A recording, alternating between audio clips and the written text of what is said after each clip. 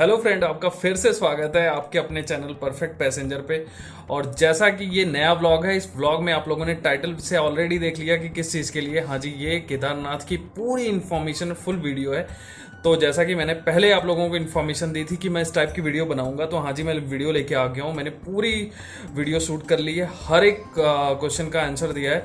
आप जाइए, बिकॉज इस चैनल का मेन उद्देश्य है, जो मेन कंटेंट है वो यही है कि ट्रैवल में how to travel in low budget. तो पूरी इन्फॉर्मेशन आपको मिलेगी, जाइए वीडियो देखिए और लास्ट में सब्सक्राइब करना ना भूलें और साथ में लाइक बटन जरूर प्रेस करेंगे तो मेरा प्रोत्साहन बढ़ेगा।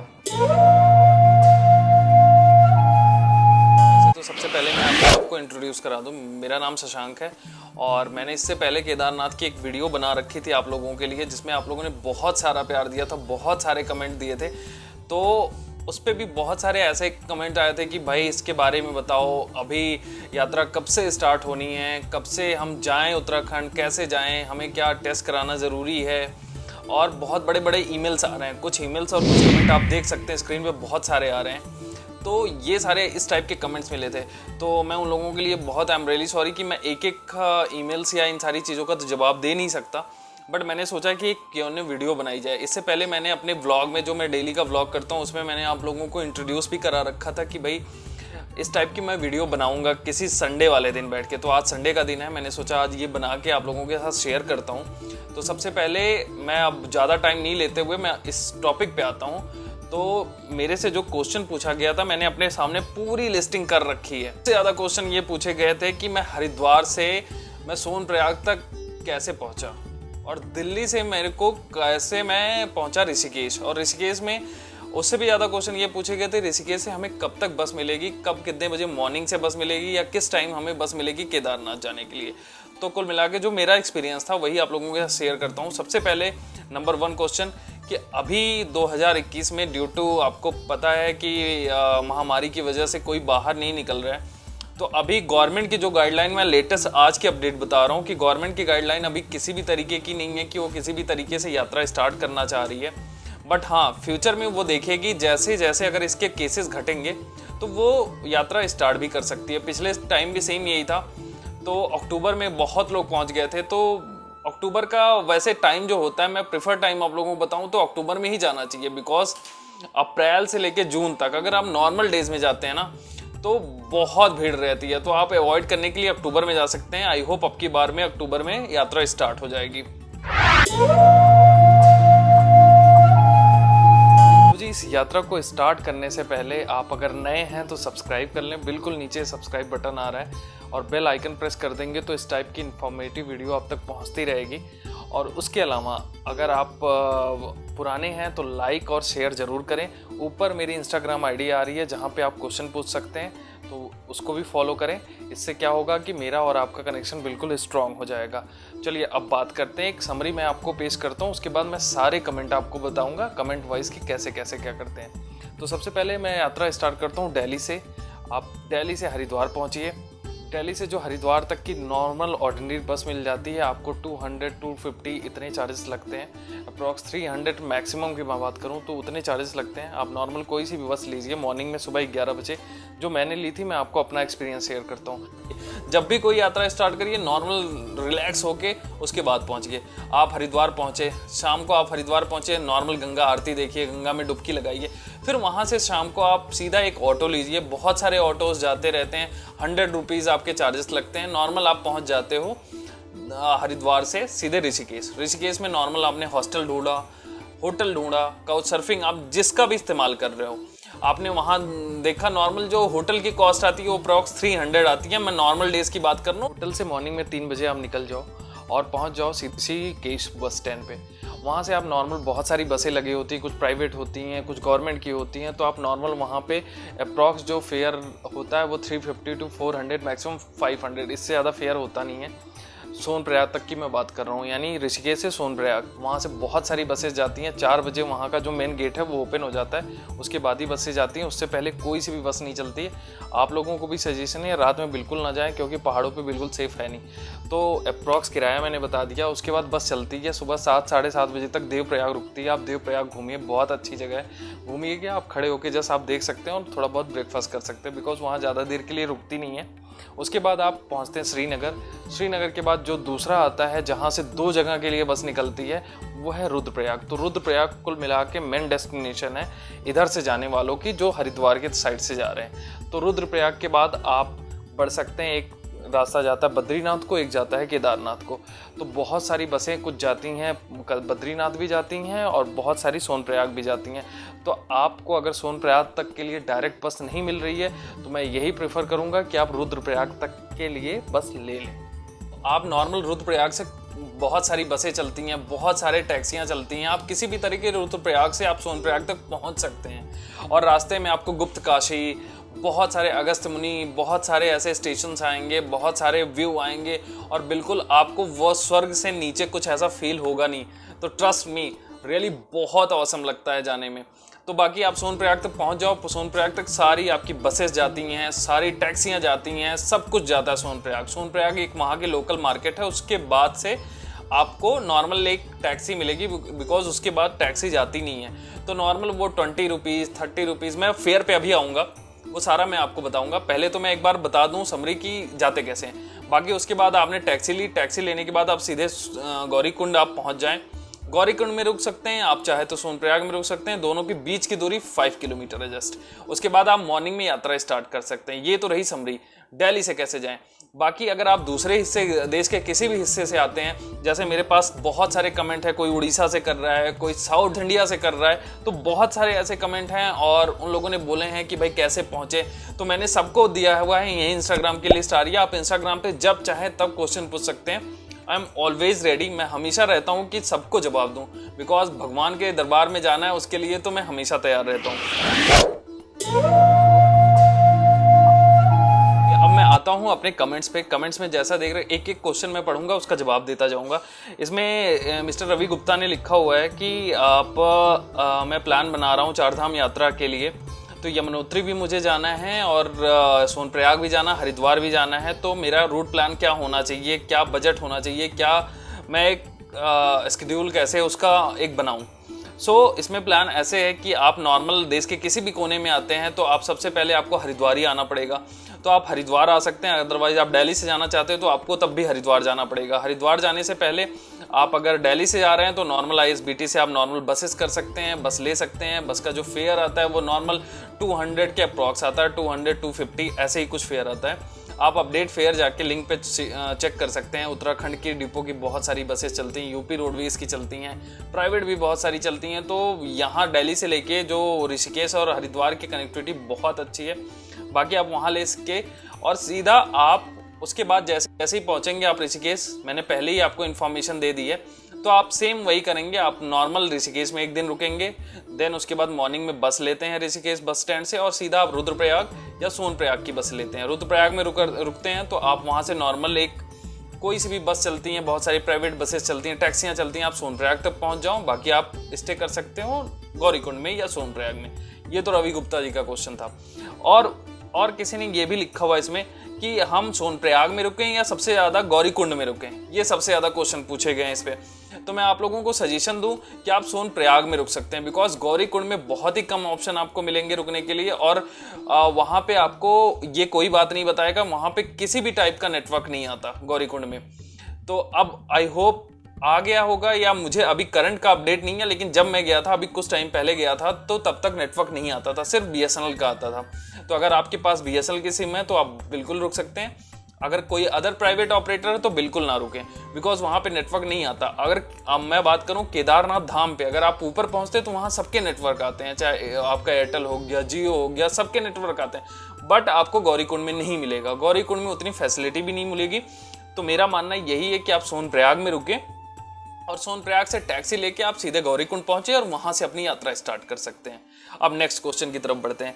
इसमें मिस्टर अमित ने लिखा हुआ है कि अगर आप सोनप्रयाग से डायरेक्ट दिल्ली के लिए कोई बस है, तो इसका जवाब है बिल्कुल हाँ। आपको सोनप्रयाग से लिए दिल्ली के लिए डायरेक्ट बस मिल जाएगी। ये सुबह मॉर्निंग में 8 बजे मिल जाती है वहाँ से, लेकिन आपको थोड़ी सी तकलीफ तो करनी पड़ेगी, मॉर्निंग में उठ के आना पड़ेगा आपको सोनप्रयाग बस स्टैंड तक। तो दैट्स रीज़न मैंने आप लोगों को बताया कि आप जब भी होटल लें या हॉस्टल लें या वॉटेवर जो आपका सही आपको सहूलियत लगे, तो आप सोनप्रयाग में रुकने की कोशिश करें। अब आगे बढ़ते हैं।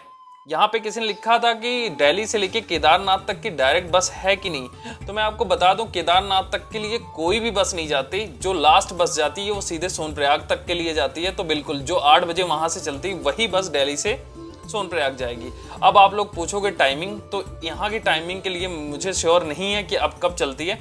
बाकी आप लोग जाके गूगल या और सारा आप देख सकते हैं कि टाइमिंग, लेकिन चलती है इतना कंफर्म है जी। आप लोगों के लिए नेक्स्ट क्वेश्चन है, किसी ने पूछा हुआ है कि जैसे मैंने इतनी कम पैसे में, इतने कम रुपयों में मैंने एक बजट ट्रैवलिंग की थी, क्या वो पॉसिबल है?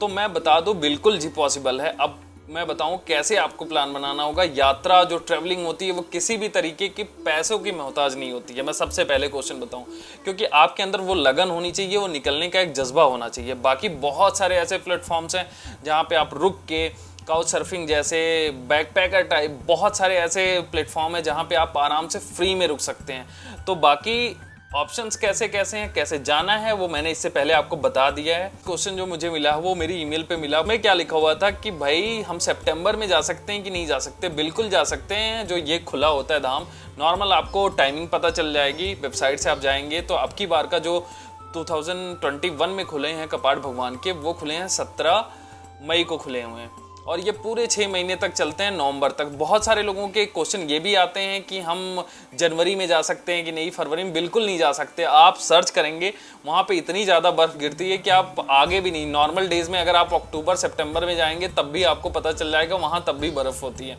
तो आप सोच सकते हैं कि दिसंबर, जनवरी और फरवरी में कितनी ज़्यादा बर्फ़ होगी वहाँ पर। तो आप सितंबर में बिल्कुल जा सकते हैं। अब मैं अगला क्वेश्चन लेता हूँ। उसमें लिखा बायोमेट्रिक करानी ज़रूरी है।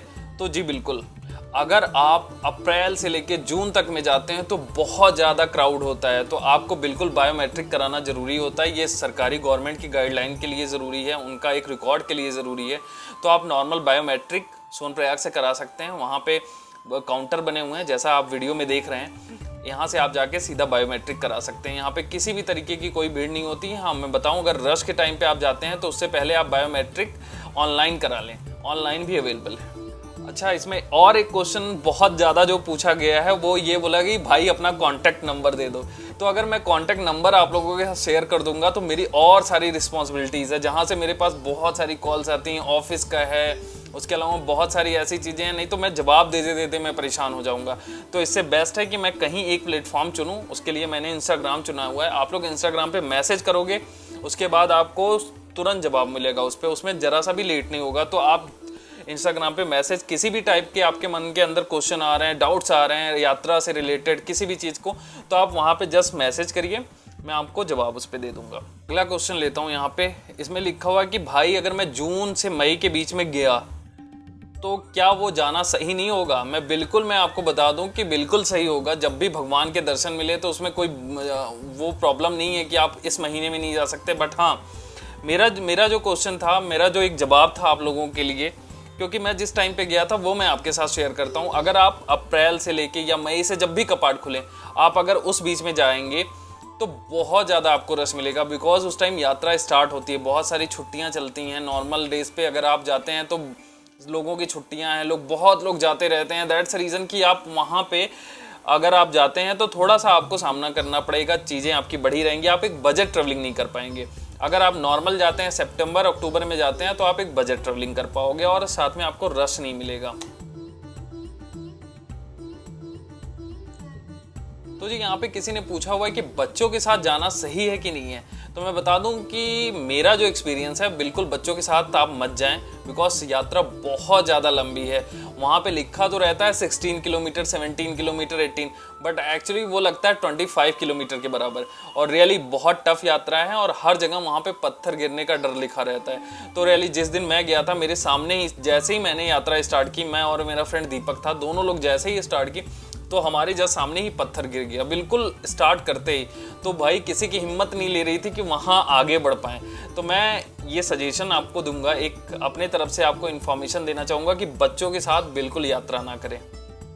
और मेरे पास एक और क्वेश्चन यहाँ पे जो सबसे ज़्यादा लोगों ने रिपीट किया है कि हेलीकॉप्टर कहाँ से ले सकते हैं। तो मैं हेलीकॉप्टर आप 3 जगहों से ले सकते हो जो मेरी नॉलेज में है। आई होप मैं सही नाम लूँगा। फर्स्ट फाटा, सेकंड सिरसी और थर्ड आप गुप्त काशी से ले सकते हैं। गुप्त काशी से आपको बोथ साइड का 8000 लगेगा, वन साइड का 4000 अप्रॉक्स की मैं बात बता रहा हूँ, इससे ज़्यादा नहीं लगेगा। और सेम फाटा और सिरसी से 5000 में आपका दोनों तरफ का हो जाएगा, यानी वन साइड मैक्सिमम 2500। बाकी आप वहाँ जाके एक बार रेट पता कर सकते हैं। ये उस टाइम का रेट है जब मैं गया था, और इससे ज़्यादा नहीं होता है, ये मैक्सिमम मैं बता रहा हूँ। तो मैक्सिमम फेयर ये वहीं का होता है। बाकी इसके अलावा एक जानकारी आपको अपने तरफ से देना चाहता हूँ, जिन लोगों के पैरों में जान है, जो बुजुर्ग नहीं है, जो बच्चे नहीं हैं, तो वो बिल्कुल ट्रैकिंग यूज़ करें। बिकॉज वहाँ का मेन जो सुख है ना, कह सकते हो, जो प्रसन्नता मिलती है, जो एक्चुअली आप अंदर से गूज बम्स हो जाते हैं, वो सिर्फ ट्रैकिंग में मिलता है। बहुत अच्छे सीन है, बगल में मंदाकिनी नदी बह रही है, आप उसका एंजॉय कर रहे हो, पहाड़ों की तरफ धीरे धीरे बढ़ रहे हो, लंबी ट्रैकिंग है, चारों तरफ ऊंची ऊंची पहाड़ियाँ हैं, सामने केदारनाथ जी के दर्शन के लिए बिल्कुल अलग, आप एक अलग ही दुनिया में पहुंचते हो। उसके बाद जो भगवान के दर्शन होते हैं ना, बिल्कुल आपके रोम रोम एकदम गूजबम्स हो जाते हैं।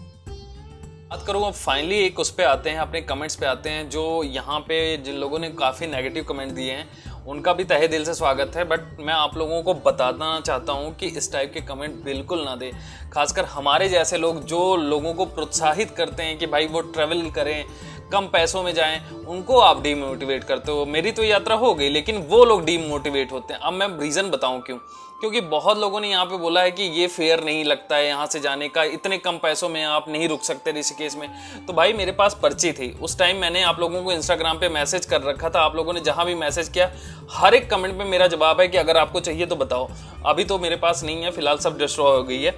लेकिन अब आपकी मैं बात का जवाब दूं। सबसे पहले, अगर आप पीक टाइम में कहीं भी जाते हो, किसी भी ट्रेवलिंग डेस्टिनेशन पे जाते हो जहाँ पे लोग ट्रेवलर्स आते हैं, तो वहाँ के रेट जाहिर सी बात है बहुत हाई होंगे। अगर आप नॉर्मल डेज पे जाते हो, नॉर्मल डेज की मैं बात करूँ, सितंबर अक्टूबर में जाते हैं, नवंबर तक जाते हैं, तो आपको जाहिर सी बात है सस्ते मिलेंगे। तो जिस टाइम पे मैं गया था, मैं अक्टूबर में गया था, उस टाइम बहुत सस्ते रेट थे और मुझे बिल्कुल वही मिला था। तो ऐसा नहीं है कि भाई कोई उसमें गलत बोलूँगा या मैं मुझे गलत बोल के कुछ भी नहीं मिलेगा। बिकॉज आप लोग अगर अच्छा कंटेंट देखोगे, आपको रियलिटी पता चलेगी, तभी आप मेरे से कनेक्ट होगे, तभी इतने लोग मेरे वीडियो पे देखते हैं।